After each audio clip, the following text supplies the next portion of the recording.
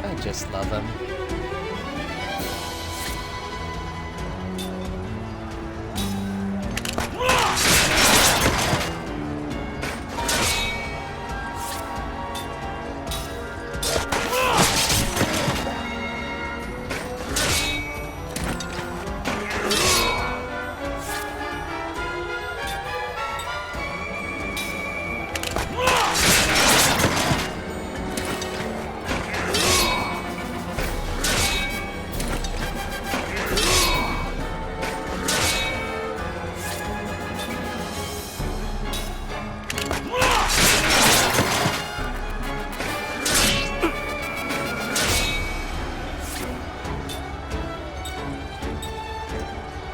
Best battlefield.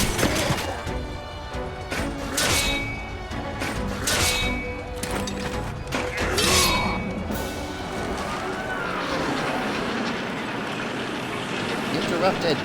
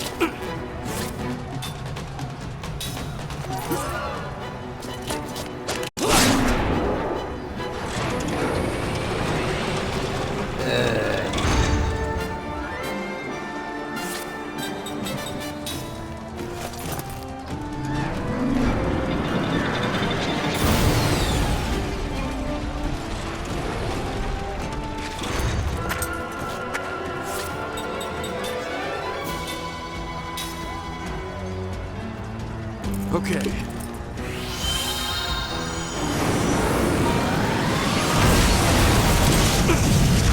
I respect that that isn't too much healing.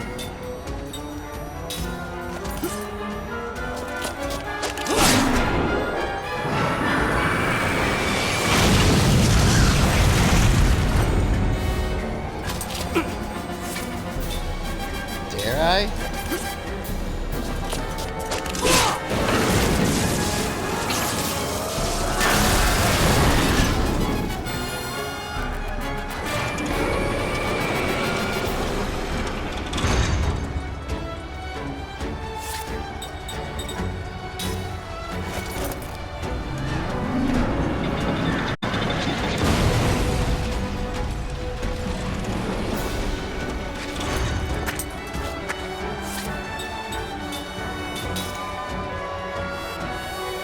Okay.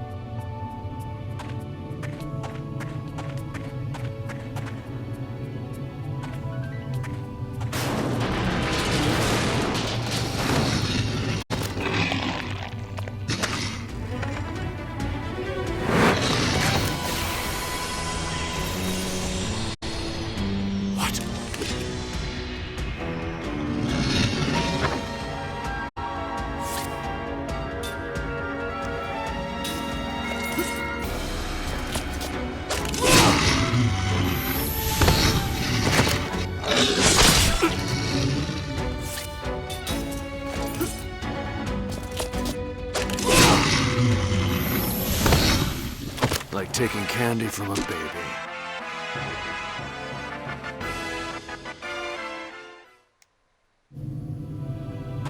It doesn't really sound like something he would say, to be honest. It's not giving kind. Please tell me there's nothing worth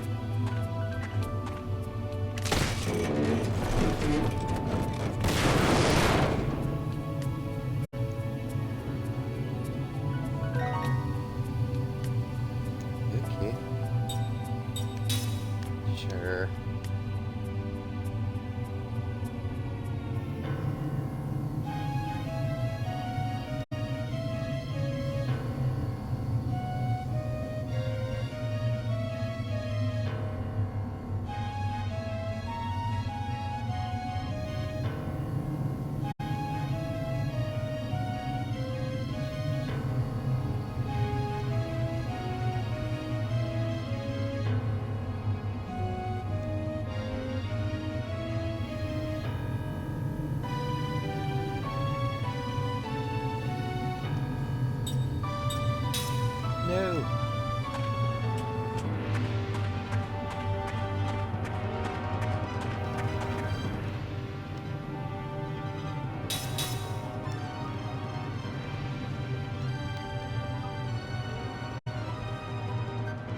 An immortal man who has lived for 1,000 years, bearing witness to the lives and deaths of countless people.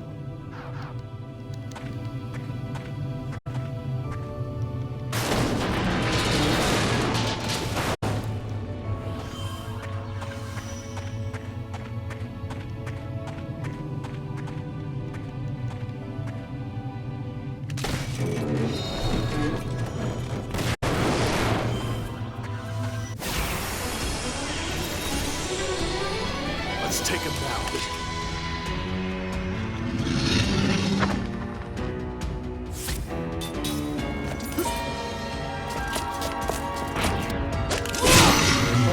What?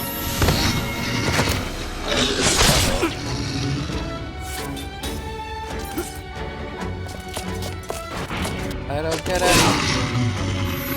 Oh, I hold it in and then release it? Is that it?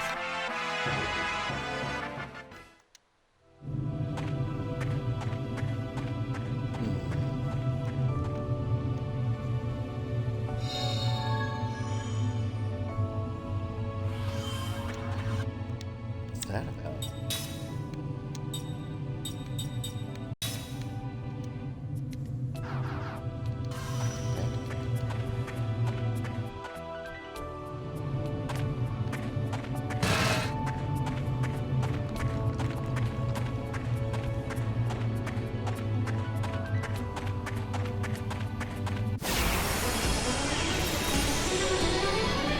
Out of my way.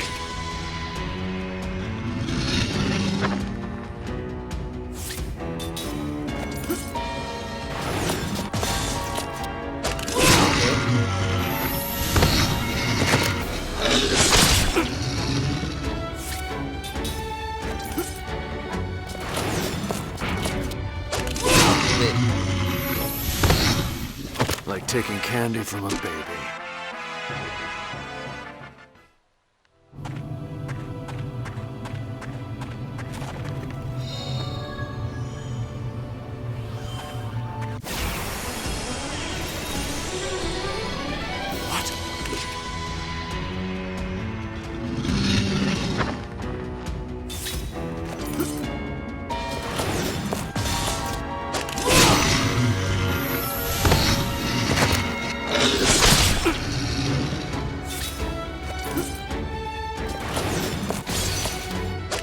Yay! Only the strong survive.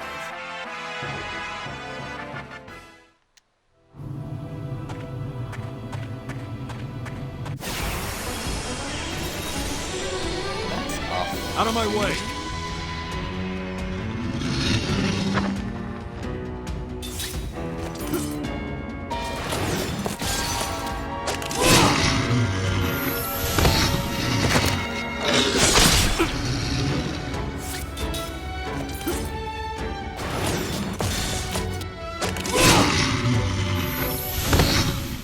Like taking candy from a baby.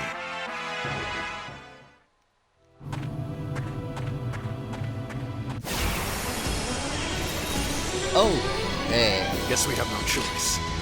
What have I signed up for?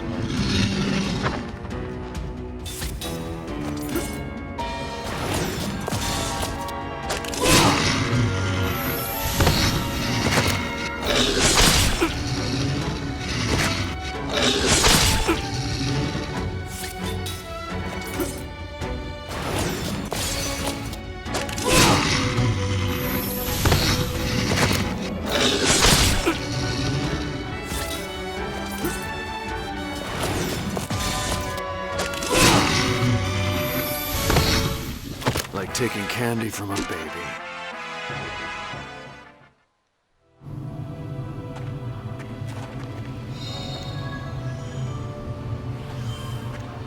No more battles for a while, please.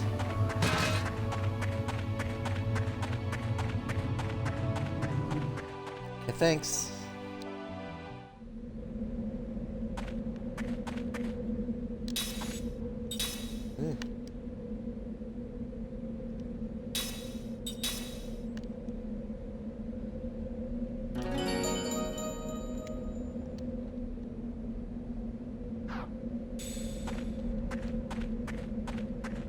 What?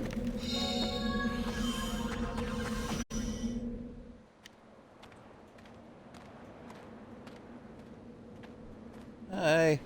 See anything? Upside down volcano survivor. Maybe under that. Yeah. Here, let me help. Hold this. I'm gonna die. Hey, What? that guy over there. He's still alive. Huh? Hey, you!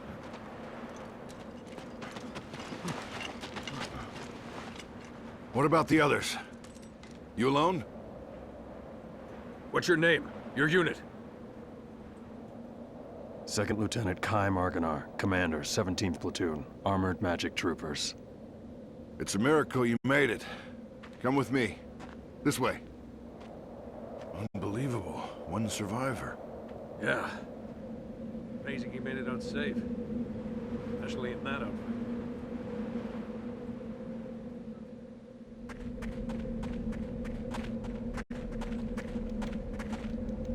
Gimme.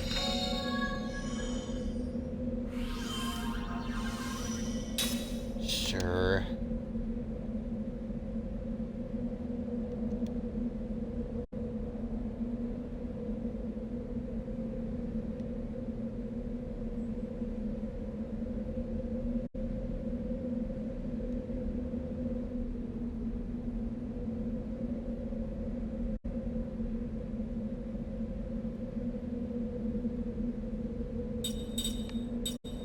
No.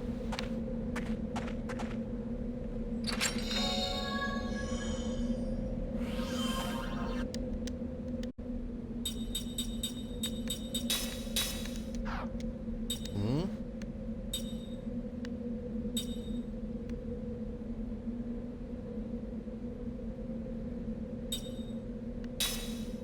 Okay.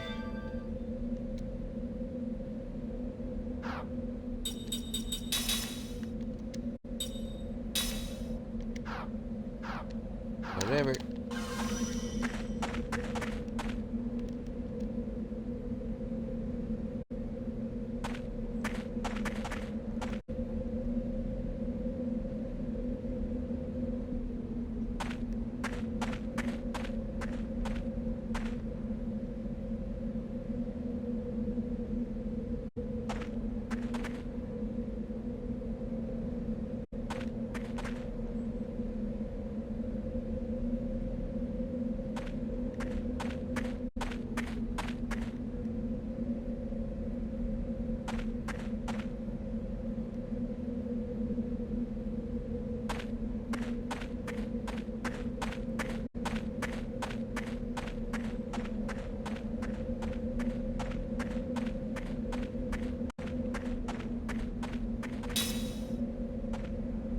Yep.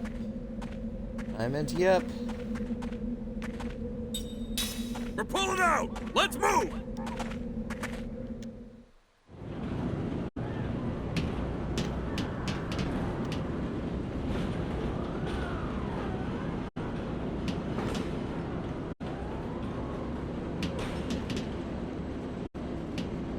Eh.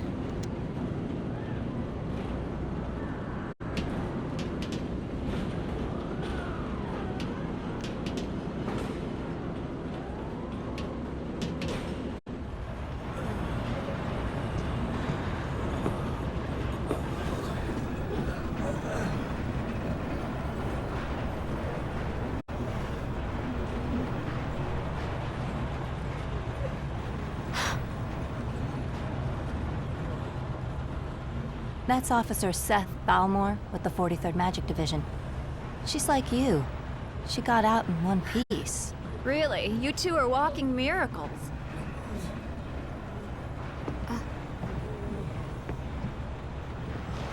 Hey,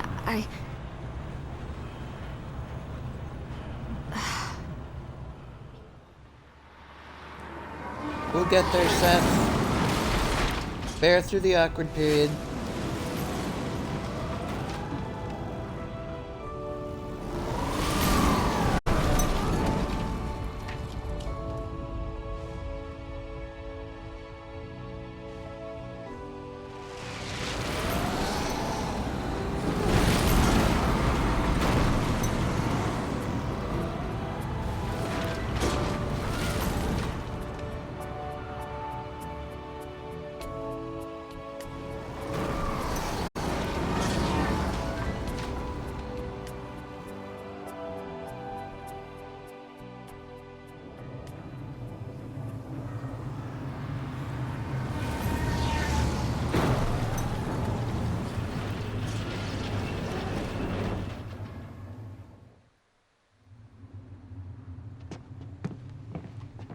Here's where you get off, Lieutenant.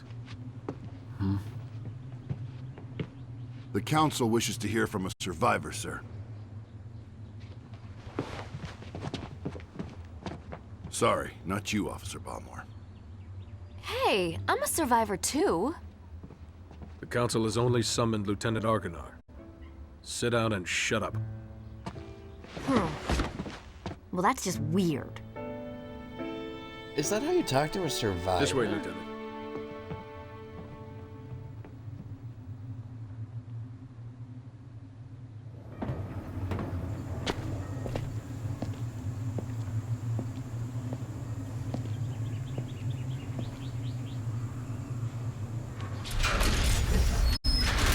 Follow me.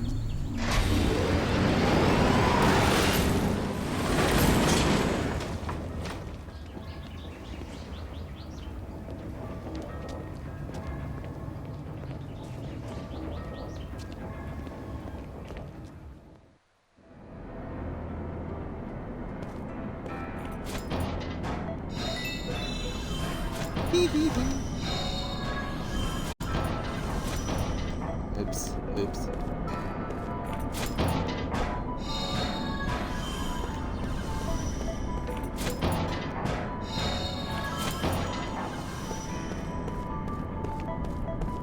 I cannot get enough of this thing.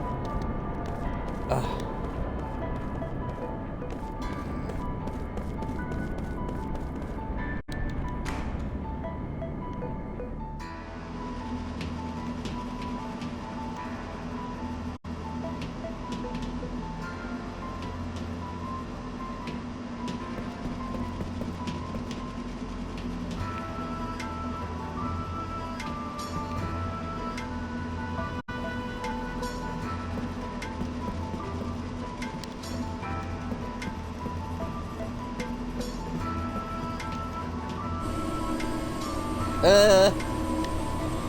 I did not know that was gonna happen. I'm not ready.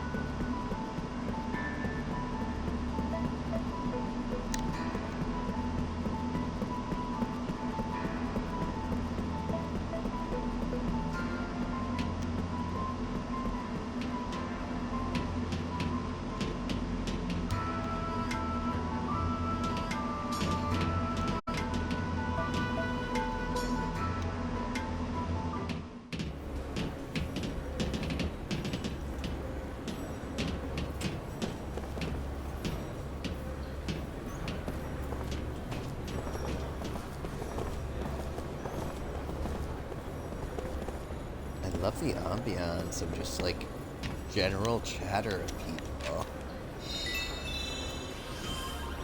And I love 100 gold. Yeah, I fully have to do that.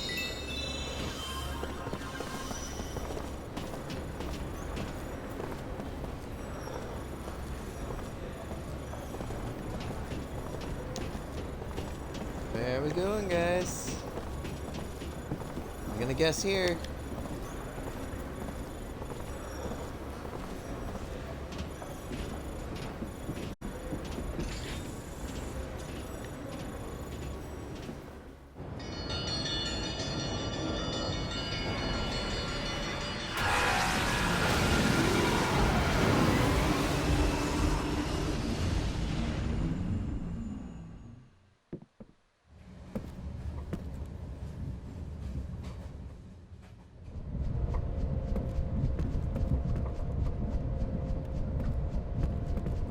you're that guy, right?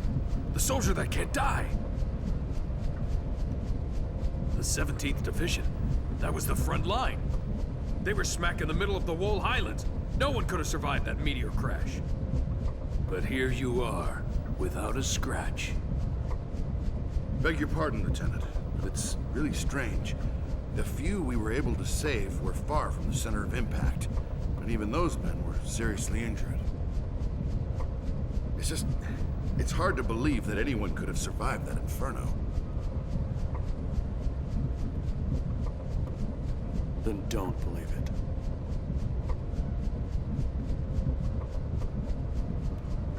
The Council won't like that attitude.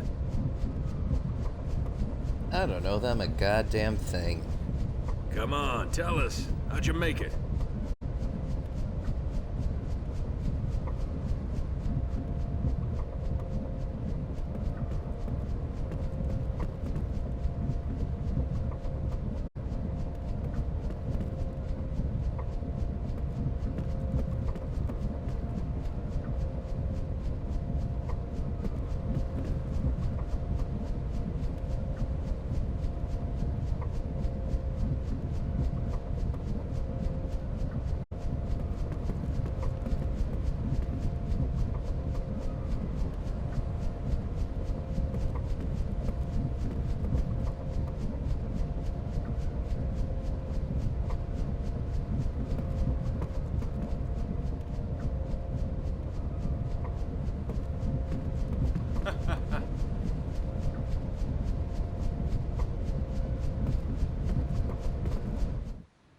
Yeah.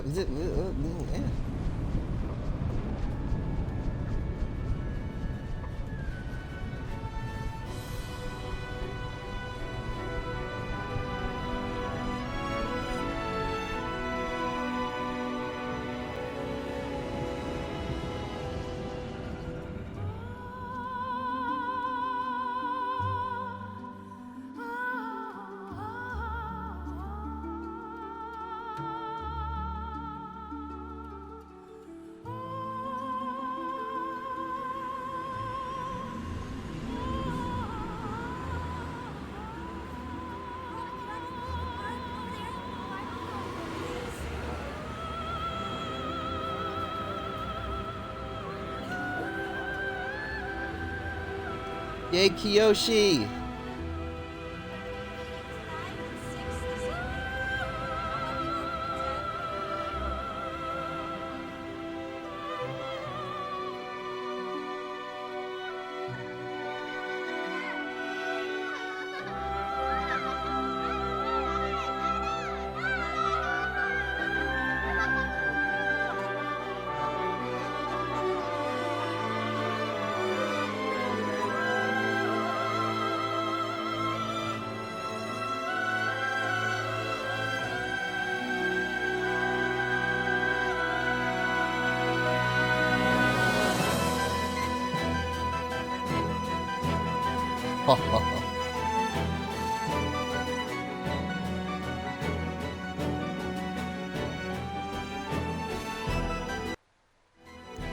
Whoopsie.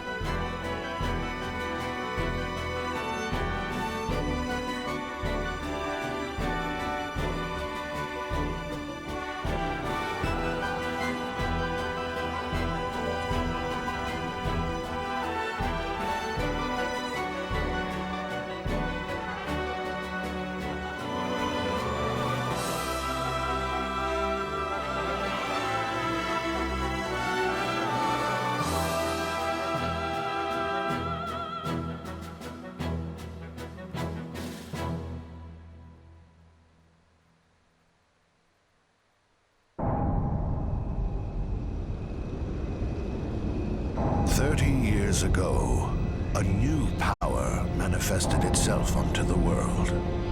With its discovery came the magic industrial revolution. This power came to be called magic energy. Even now, there are none who can explain why this power, a power that merely lay buried within all living creatures, suddenly flourished as it did. Today, This magic energy permeates every corner of the world. It has changed the way people live, transformed the shape of industry, and has even altered the nature of war.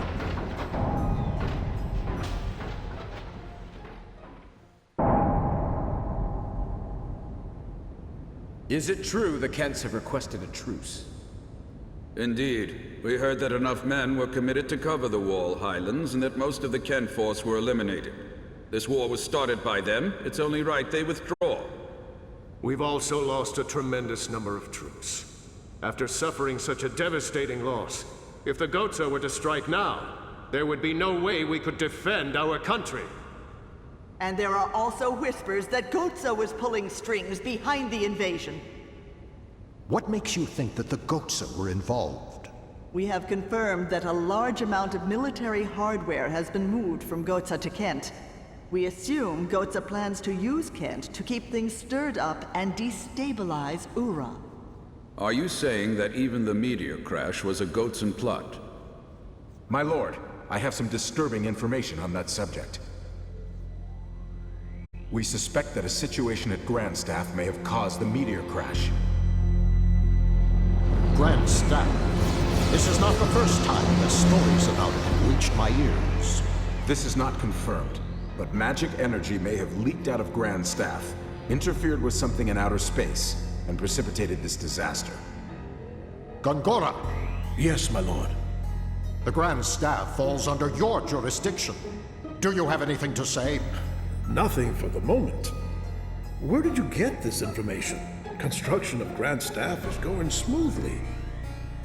Now that the forces of Ura have suffered such devastating losses, I think we have no other way to protect our land except with the magic energy that Grand Staff will provide. We should hold off on debating the pros and cons of Grand Staff until we've thoroughly reviewed the world's current situation. What you say makes sense. But our plan to use magic energy is a double-edged sword. With all sorts of rumors flying around, we might want to halt construction of Grand Staff. What? Only temporarily. As soon as it's clear that Grand Staff had nothing to do with the meteor collision, we'll resume construction immediately, Gongora.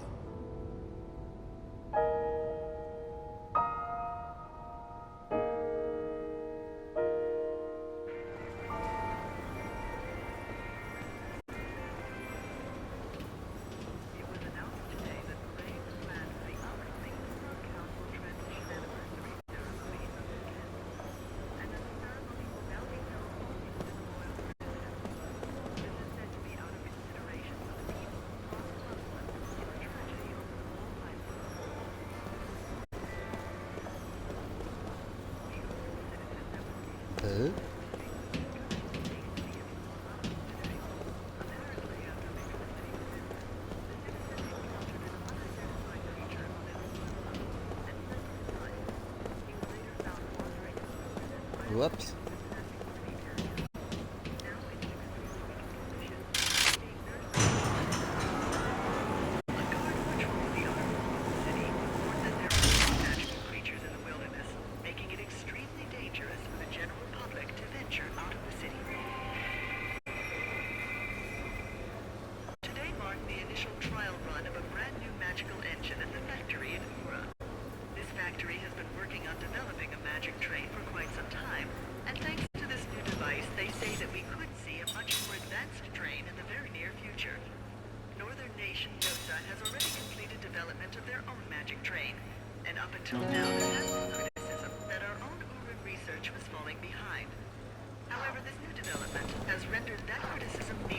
Oops. Many fellow researchers and engineers were present at the unveiling of this new technology, asking many questions about the new development. Yesterday, the Ulan Central Council announced that they are evaluating a revised draft of basic plans for the magic industrial revolution. This new proposal will allow for more appropriate Talking to everyone I can.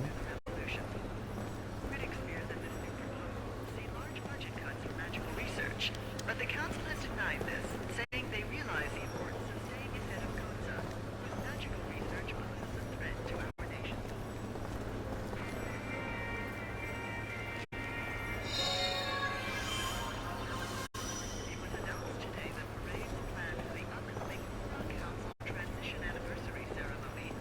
Oops, oops.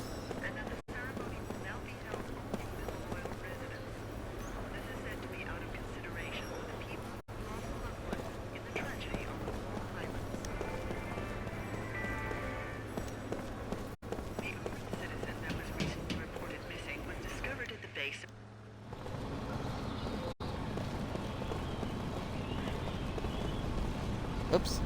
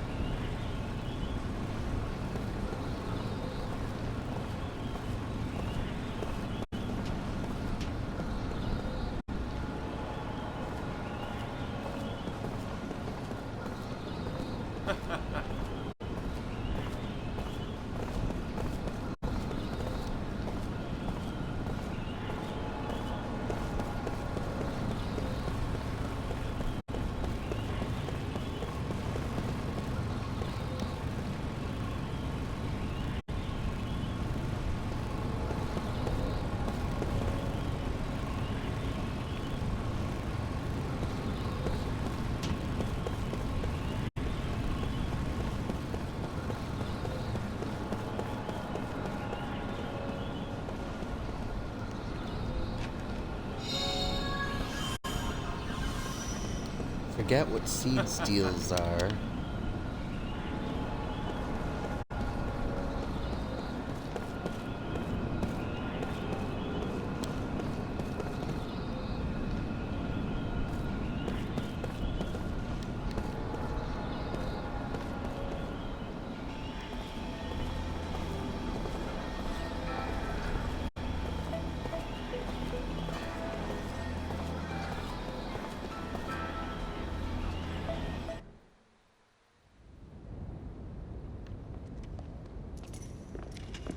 Well done. You may leave. Up. Lieutenant Clair Obscur, we thank you for a job well done. I am Roxian, chairman of the Central Council of Ura. Well, Lieutenant, it seems people are calling you the Immortal. We've heard there were almost no survivors from Ura or Kent after the meteor crashed on the Highlands, and yet you appear to be unharmed, even though you were presumably at the precise point of impact. Tell me, how did you survive? I don't know. My lord, please allow me to explain. Fine. Speak. Thank you, my lord. Actually, this man is immortal thanks to my magic energy. He is under a spell of immortality that I conjured. I wish to know more. This immortality spell, how does it work? I don't know. What? Are you saying that you don't know about the spell cast on you? Why are you asking him? I don't remember. I recall nothing. My lord, this man has lost his memory. However, he is skilled in magic energy, so I have been studying his abilities. Then what can you tell us, Gongora? With all due respect, my lord, the spell is a curse. It is said that merely hearing it brings death near. For the safety of everyone, it is better that the spell be kept secret. Very well. Since I trust your studied opinion, I shall take your word that we should not know the spell. Death is determined by fate, and one cannot fight it. Lieutenant, since it seems that you cannot be killed, the Council would like to bestow a special mission on you. Love where this We is want you going. to go to Grandstaff. My lord. Gongora, you cannot keep this hidden any longer. Till now, construction has been left up to you, but we've lost contact with the site. It's just that... Gongora! Until we can confirm that Grandstaff project is safe, construction shall be suspended. Yes, my lord. So now, Lieutenant Argonar. You know of Grandstaff, under construction in the Sea of Bas? I've heard that it's a magic staff. Yes, it is. As you just heard, all communications with the site have been cut off for some time now. Considering the danger from magic energy leaks, we suspect that no one can investigate the possible cause, except someone immortal. Well, there is someone else. What did you say? At the Wall Highlands, another immortal. Her name is Balmor.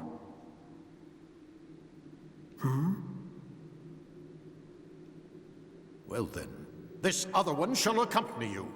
I shall summon her. Quickly, make the arrangements! Right away, my lord. My lord, pardon me for saying this, but I'm building Grandstaff for the sake of our nation and its people. Enough! We will await Khaim's return and report. Of course, my lord. You are dismissed, Lieutenant.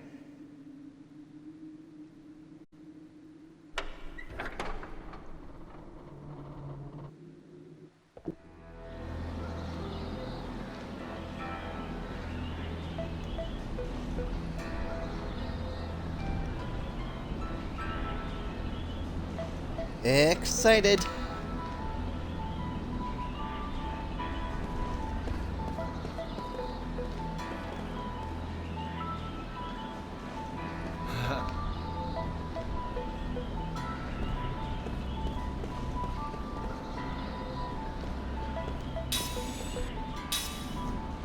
Blech.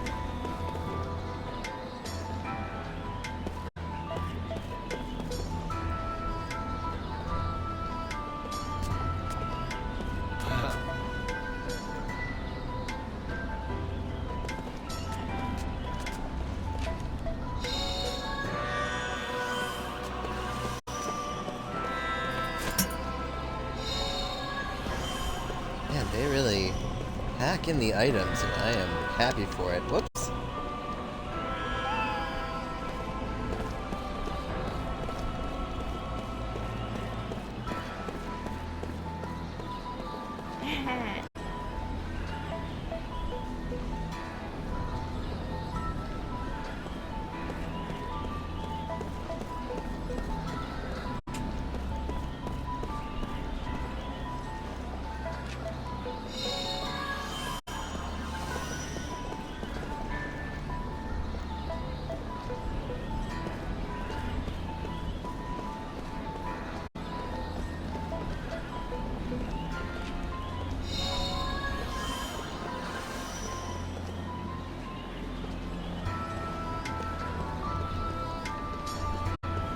Oops.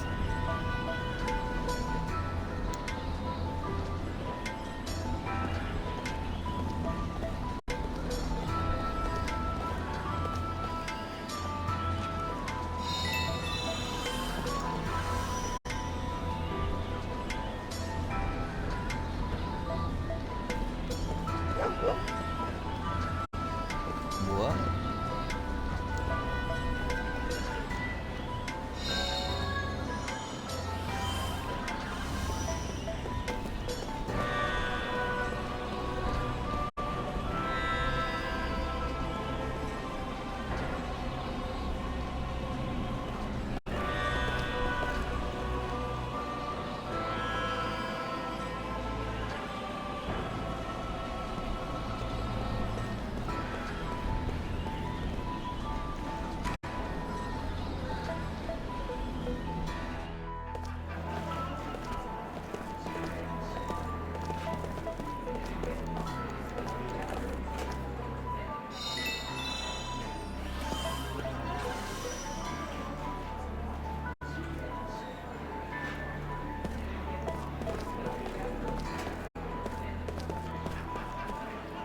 this the fine inn?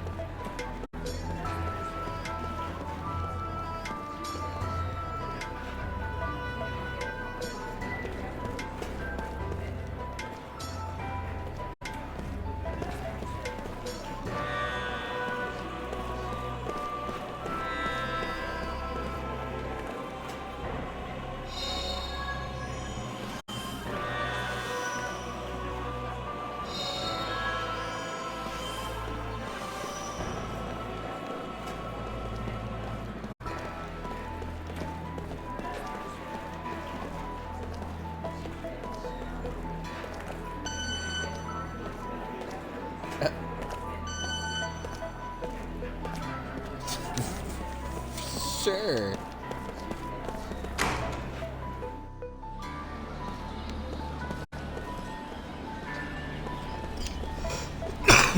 Ew.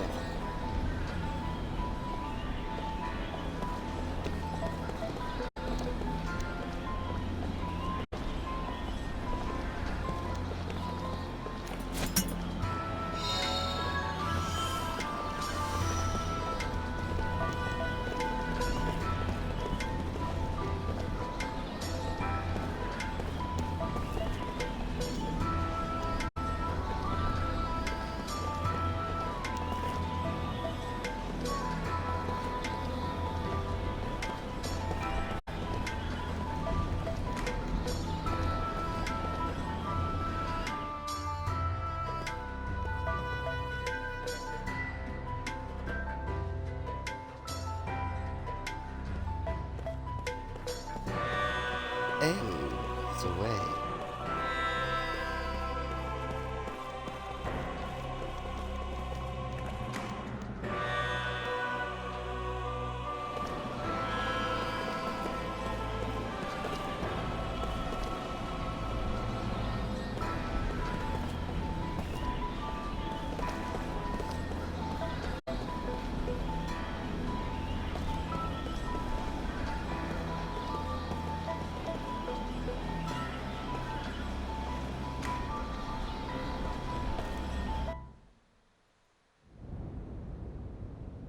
And now, counselors, I propose that Gongora be removed from Grand Staff Project, with control transferred to this council. My lord! In addition, until Lieutenant Argonar completes his investigation, I propose that Gongora be confined to his residence under surveillance. Those who disagree with my proposal, raise your hands now. It appears I have no choice but to agree. I see there are no objections. It is decided.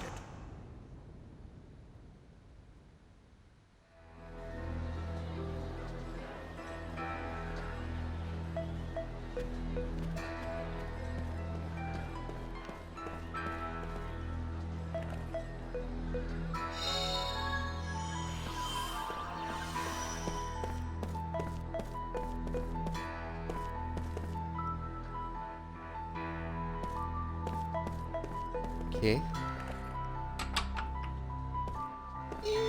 Interesting.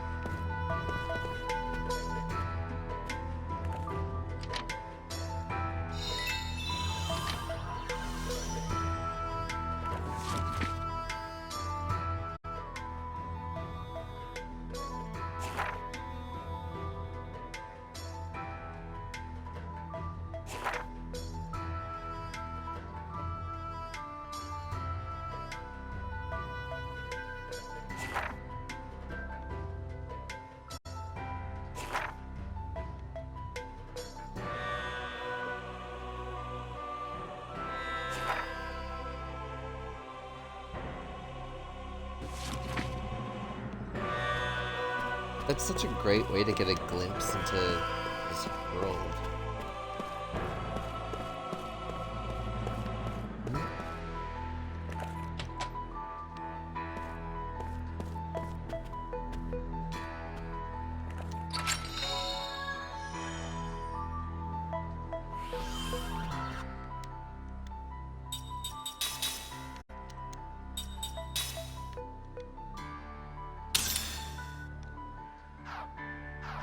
Take it.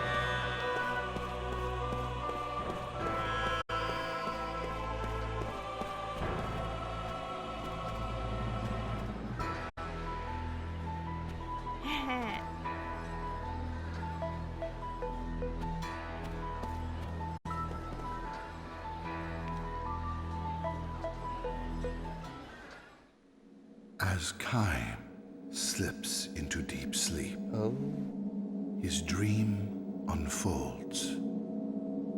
A dream or his past. At this moment, there is no way he could know.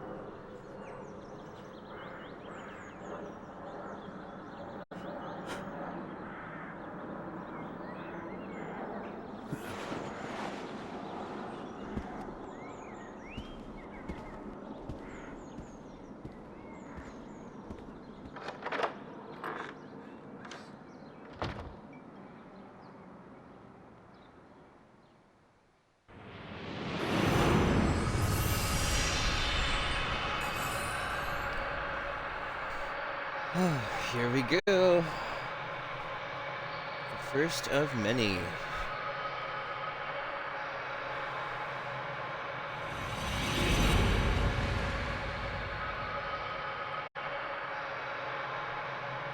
I gotta prep for this a little bit.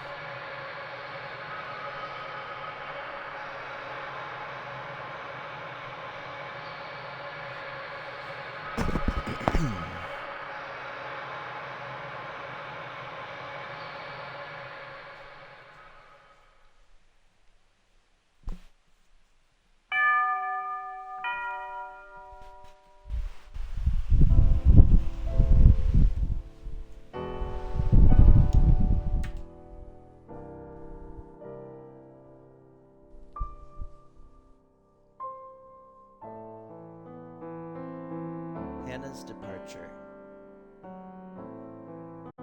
family members have tears in their eyes when they welcome Chaim back to the inn from his long journey. Thank you so much for coming. He understands the situation immediately. The time for departure is drawing near.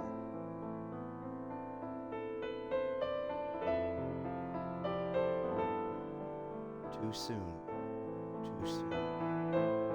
But still, he knows, this day would have to come sometime, and not in the distant future. I might never see you again, she said to him with a sad smile when he left on his journey. Her smiling face almost transparent in its whiteness, so fragile, and therefore indescribably beautiful, as she lay in bed.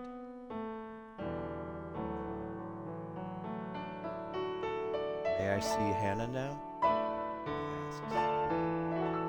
The innkeeper gives him a tiny nod and says, I don't think she'll know who you are, though. She hasn't opened her eyes since last night, he warns Chaim. You can tell from the slight movement of her chest that she is clinging to a frail thread of life, but it could snap at any moment.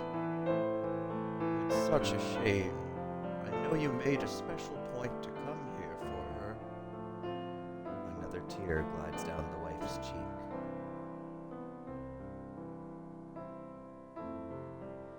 Never mind. It's fine, Chaim says.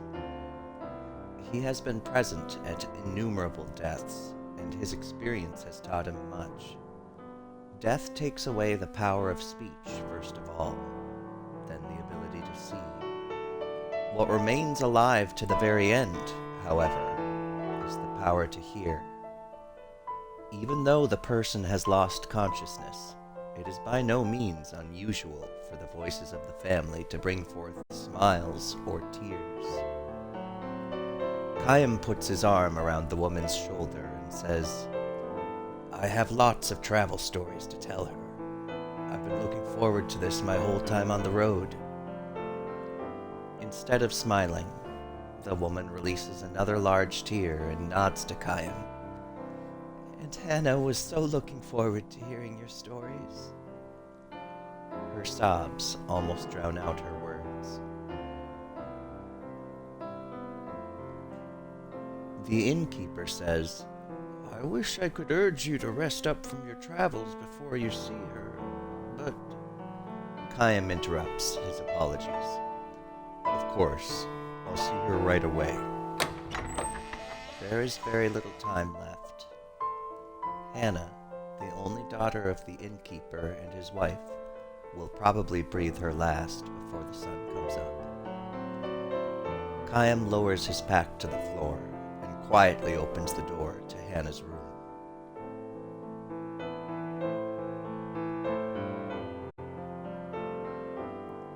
Hannah was frail from birth.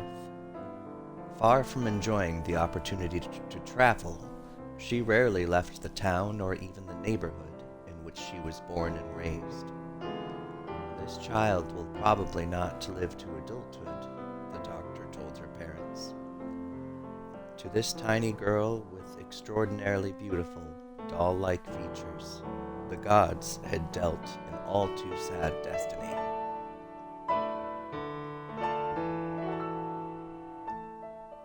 That they had allowed her to be born the only daughter of the keepers of a small inn by the highway was perhaps one small act of atonement for such iniquity. Hannah was unable to go anywhere, but the guests who stayed at her parents' inn would tell her stories of the countries and towns and landscapes and people that she would never know. Whenever new guests arrived at the inn, Hannah would ask them, Where are you from? Where are you going? Can you tell me a story? She would sit and listen to their stories with sparkling eyes, urging them on to new episodes with, And then? When they left the inn, she would beg them, Please come back and tell me lots and lots of stories about faraway countries. She would stand there waving until the person disappeared far down the highway, give one lowly sigh and go back to bed.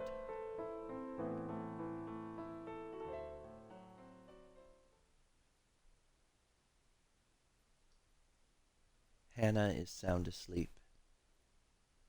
No one else is in the room, perhaps an indication that she has long since passed the stage when the doctors can do anything for her. Kayam sits down in the chair next to the bed and says with a smile, "Hello, Hannah. I'm back." She does not respond. Her little chest, still without the swelling of a grown woman, rises and falls almost imperceptibly.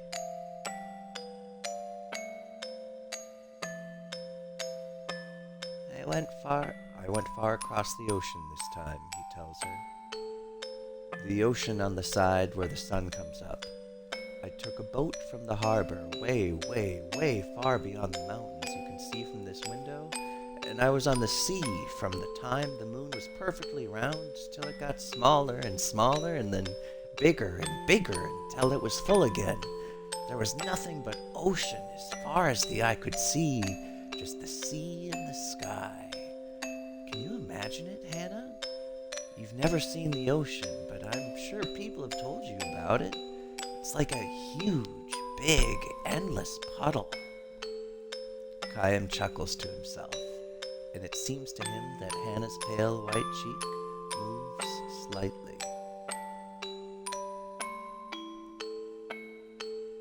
She can hear him. Even if she cannot speak or see, her ears are still alive. Believing and hoping this to be true, Kayam continues with the story of his travels. He speaks no words of parting. As always with Hannah, Kayam smiles with a special gentleness he has never shown to anyone else, and he goes on telling his tales with a bright voice, sometimes even accompanying his story with exaggerated gestures. He tells her about the blue ocean. He tells her about the blue sky.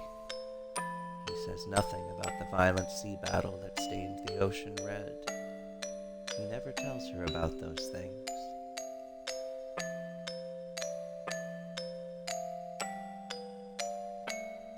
Hannah was still a tiny girl when Kayam first visited the inn. When she asked him, "Where are you from?" and "Will you tell me some stories?"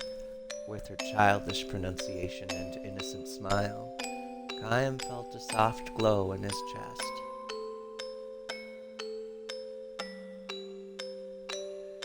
At the time, he was returning from a battle.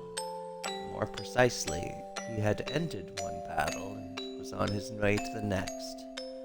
His life consisted of traveling from one battlefield to another, and nothing about that has changed to this day.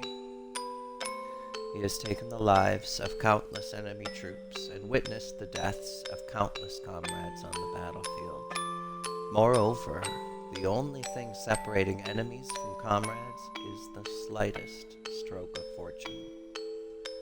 Had the gears of destiny turned in a slightly different way, his enemies would have been comrades, and his comrades' enemies. This is the fate of the mercenary.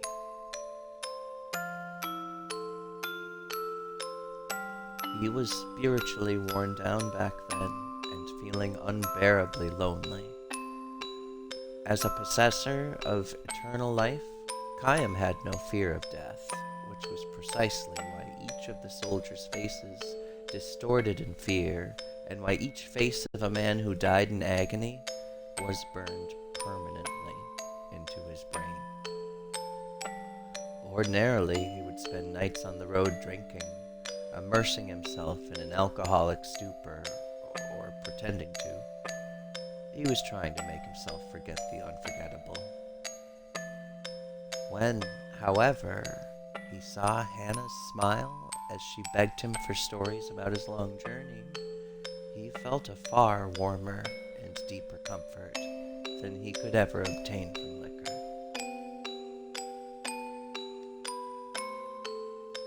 He told her many things. about a beautiful flower he discovered on the battlefield, about the bewitching beauty of the mist filling the forest the night before the final battle, about the marvelous taste of the spring water in a ravine from where he and his men had fled after a losing battle, about a vast, bottomless blue sky he saw after a battle. He never told her anything sad. He kept his mouth shut about the human ugliness and stupidity he witnessed endlessly on the battlefield. He concealed his position as a mercenary from her, kept silent regarding his reasons for traveling constantly, and spoke only of things that were beautiful and sweet and lovely. He sees now that he told Hannah only beautiful stories of the road like this, not so much out of concern for her purity, but for his own sake.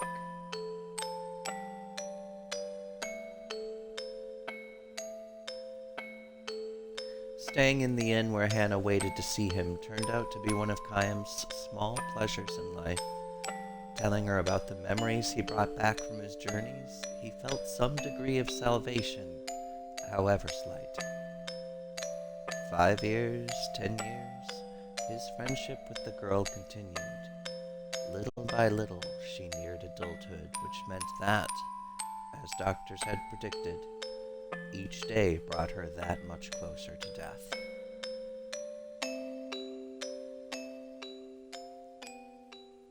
And now, Khaim ends the last travel story he will share with her. He can never see her again, can never tell her stories again. Before dawn, when the darkness of night is at its deepest, long pauses enter into Hannah's breathing. The frail thread of her life is about to snap as Khaim and her parents watch over her. The tiny light that is lodged in Khaim's breast will be extinguished. His lonely travels will begin again tomorrow. His long, long travels without end.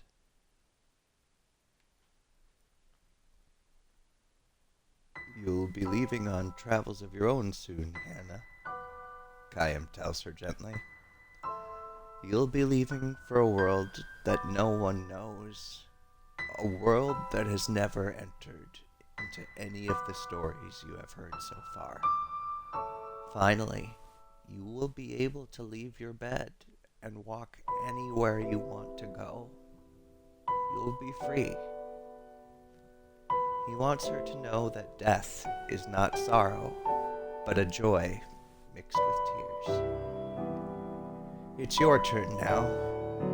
Be sure and tell everyone about the memories of your journey. Her parents will make that same journey someday. And someday Hannah will be able to meet all the guests she has known at the inn, far beyond the sky.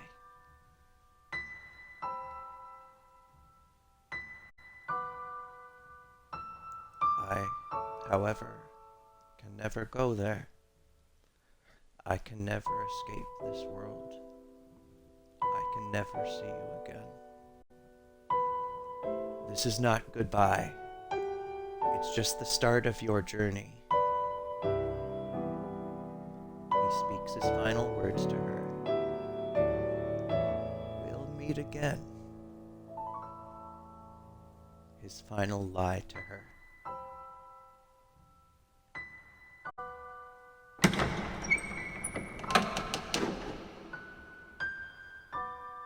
Hannah makes her departure.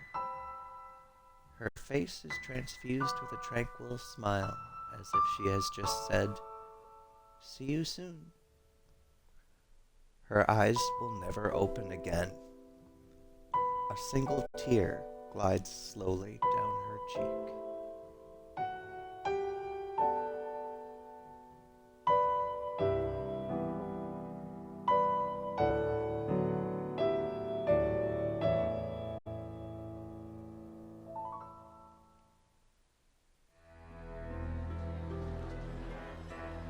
Whew.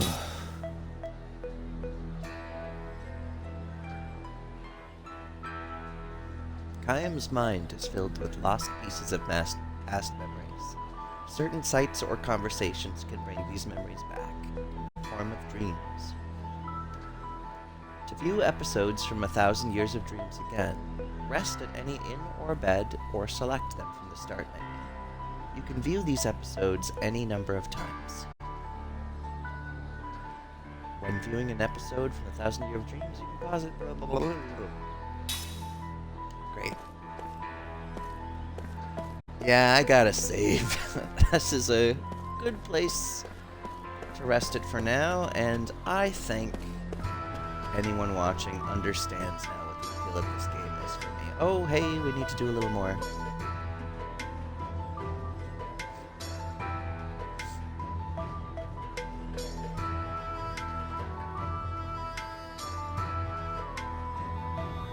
Okay.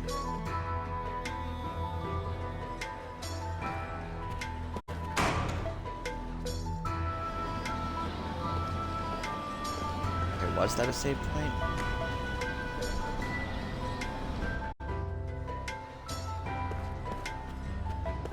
Yes, it was. Gimme! Save complete!